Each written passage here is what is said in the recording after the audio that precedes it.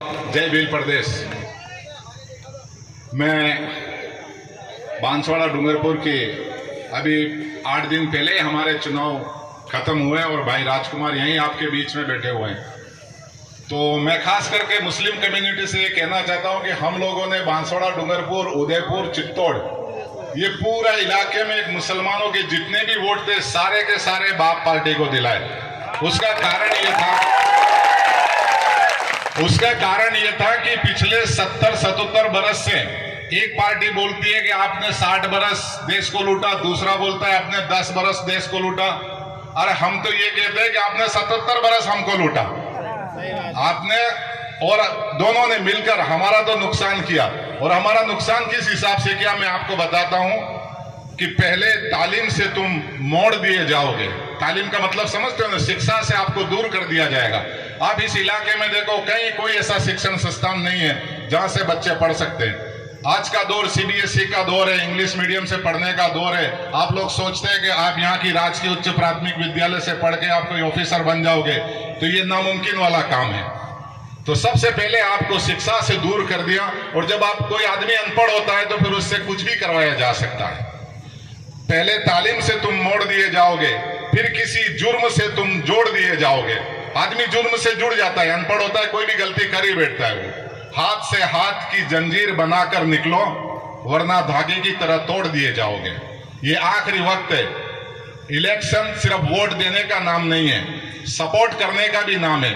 मैं यहाँ कोई वोट नहीं कर सकता क्योंकि मैंने अपना वोट राजकुमार को दे दिया बांसवाड़े में। मैं वहां से 150 किलोमीटर दूर से आपके बीच में सिर्फ इसलिए आया हूं कि ये सपोर्ट है। सिर्फ वोट ही नहीं होता, इलेक्शन सपोर्ट का भी नाम होता है। तो मैं यहाँ सपोर्ट करने आया हूं। और मैं इस लोकसभा क्षेत्र के उन मुसलमान भाइयों से निवेदन करूंगा, गुजारिश करूंगा कि आप भी इस बहती गंगा में हाथ धो लीजिए, क्योंकि बालू सिंह जीतने वाला है। और जीतने वाला आदमी अगर जीत रहा है, सारे देश को पता चल गया है। यहाँ बड़ी बड़ी सभाएं आ रही है। मैं 4 दिन पहले सरवण की सभा में आया था। एक तरफ हेलीकॉप्टर से मुख्यमंत्री थे, दूसरी तरफ हमारे बालू सिंह गामड़ और हमारे पास में 2-4 पुरानी गाड़ियां। लेकिन पब्लिक वहां से ज्यादा हमारे साथ थी, क्योंकि ये चुनाव इस वक्त ये मान के चलो कि ये आखिरी चुनाव है हमारे लिए। ये बार बार मेरे वक्ता बोल रहे हैं संविधान बचाने की बात, संविधान बचाने की। तो संविधान बनाया हमने तो हम बचा के रहेंगे, इसमें कोई शक की बात नहीं है। लेकिन इस बार वोट आपको सिर्फ और सिर्फ बालू सिंह जी को देना है, अपने लिए देना है।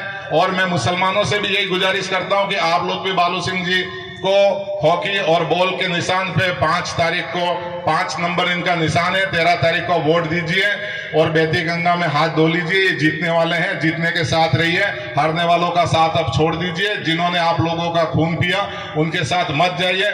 आपको आडवाणी ने देखो 1990 से हम लोगों को, मुसलमानों को परेशान करना शुरू किया था।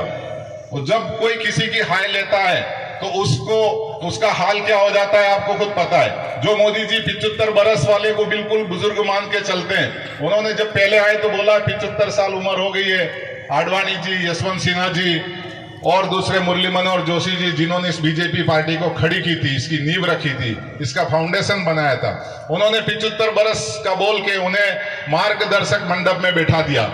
आज हमारे शहंशाह खुद 75 साल के हैं, लेकिन वो कहते हैं कि एक बार और मोदी सरकार।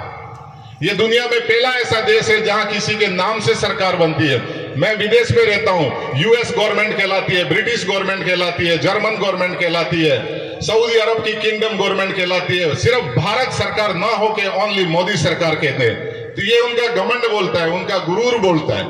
तो ये वक्त आ चुका है, उनका घमंड तोड़ दो।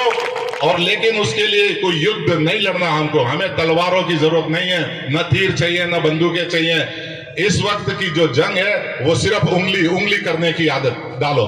लोग कहते हैं उंगली करो, हम उंगली से बीच में, हमारा नंबर भी बीच में। आप लोग बोलते बीच में उंगली मत करो, इस बार हम कर देंगे बीच में उंगली, क्योंकि हमारे पास 5 नंबर है। हम लोग उसमें बटन दबा देंगे और ये सिर्फ उंगली की वजह से हम लोग जीत जाएंगे। मेरा पूरा यकीन है। मैं आप लोगों को फिर विश्वास दिलाता हूं कि आप लोग, मुसलमानों को एक बार और कहना चाहता हूं कि भाई साहब आप लोग जरूर वोट दीजिए, क्योंकि आडवाणी जी ने हम लोगों को जिस मुकाम पे लाके खड़ा किया है, उन्होंने जो फाउंडेशन बनाया था उसकी रोटियां तो अब ये लोग सेक रहे हैं बीजेपी वाले। लेकिन आडवाणी जी का क्या हाल है मैं आपको चार मिसरे एक शेर के माध्यम से समझाऊंगा, जो मैं हर भाषा हर सभा में बोलता हूं। मैं आपको बताऊंगा कि आडवाणी जी का आजकल क्या हश्र है उनका। तेरी शोला बयानी से ज्यादा कौन समझेगा। उस वक्त उनके भाषण, हर भाषण के बाद दंगा हो जाता था। 1990 की बात है, हम मुसलमान हैं, हमको हमारा दर्द याद है। 1990 में जब सोमनाथ से आपने रथ यात्रा निकाली थी, आपने जयपुर को चुना था, वहां पे हमारा धंधा खत्म किया। आपने फिरोजाबाद को चुना, वहां पे हमारा चूड़ियों का धंधा खत्म किया। आपने बनारस को चुना, उस रूट पे, वहां पे हमारा हथकरघा का साड़ियों का धंधा आपने खत्म कर दिया। आपने भदोही को चुना, वहां हमारे कालीन बनते थे। आपने एक सोची समझी मुसलमानों के खिलाफ एक रणनीति के तहत उन शहरों में से आपने रथ यात्रा गुजारी जहां जहां मुसलमानों का वर्चस्व था, मुसलमानों के काम धंधे थे, मुसलमानों को खत्म कर दिया। और आज मुसलमान हाशिए पे आके खड़ा हो गया। सियासत में हमारी कोई भागीदारी नहीं है। हमें बीजेपी तो बहुत दूर की बात, वो हमें टिकट नहीं देती, सारी दुनिया जानती है। लेकिन महाराष्ट्र से लगा के छत्तीसगढ़ और हरियाणा, पंजाब, कम से कम 7 करोड़ मुसलमान रहते हैं। उस मुसलमान से कांग्रेस को भी एक कोई ढंग का आदमी नजर नहीं आता, वो भी हमारी उम्मीदवारी को तय नहीं करते। मैं आडवाणी साहब के लिए ये शेर पढ़ना चाहता हूं।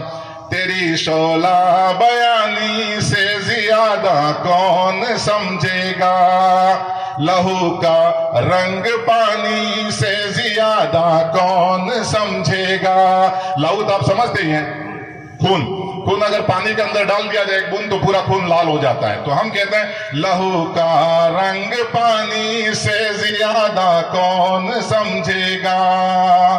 अजी कुदरत की लाठी में कहाँ आवाज होती है, ये बात आडवाणी से ज्यादा कौन समझेगा। जिस हिसाब से आडवाणी साहब की आज की हालत है, आप उनको बता सकते हैं। कहां तो वो प्रधानमंत्री बनने के ख्वाब देखते थे और कहां वो आज बिल्कुल एक बंद कमरे में उनकी जिंदगी है। तो दोस्तों, मैं आपसे बार बार कहता हूं, गुजारिश करता हूं कि आप इस बार बालू सिंह जी गामड़ को यहां से भेज दिए। हमारे राजस्थान से हमने 3 आदमियों की किस्मत पेटी में बंद कर दी है और वो हमारे इंशाल्लाह जीत जाएंगे, हमारा यकीन है। और यहाँ भाई बैठा हुआ हमारा एमएलए, वो भी जीतेगा। आप भी कोशिश कीजिए, 2 दिन है आपके पास में, पूरी मेहनत कर लीजिए, घर घर समझाइए। और एक कहावत है कि पाडनी लड़ाई में कारक कारक जारों फायदो थी जाए। तो यहाँ बड़े बड़े लोगों की फाइट है, उसमें हो सकता है हमारा छोटा आदमी है, कभी फायदा हो भी सकता है। तो आप अपनी मेहनत कीजिए। और हम मुसलमानों से फिर मैं गुजारिश करता हूं कि आप लोग खुदारा हमारे बालू सिंह जी को वोट दीजिए, एक बार दीजिए। आपने 17 बार अपना वोट जाया कर दिया, इस बार आपका वोट जाया नहीं होगा, मेरा यकीन है इंशाल्लाह। और बालू सिंह जीतेंगे और जीत के आपके काम करेंगे और आपके बीच में आएंगे। बहुत बहुत शुक्रिया, बहुत बहुत धन्यवाद। जोहार। बहुत बहुत धन्यवाद।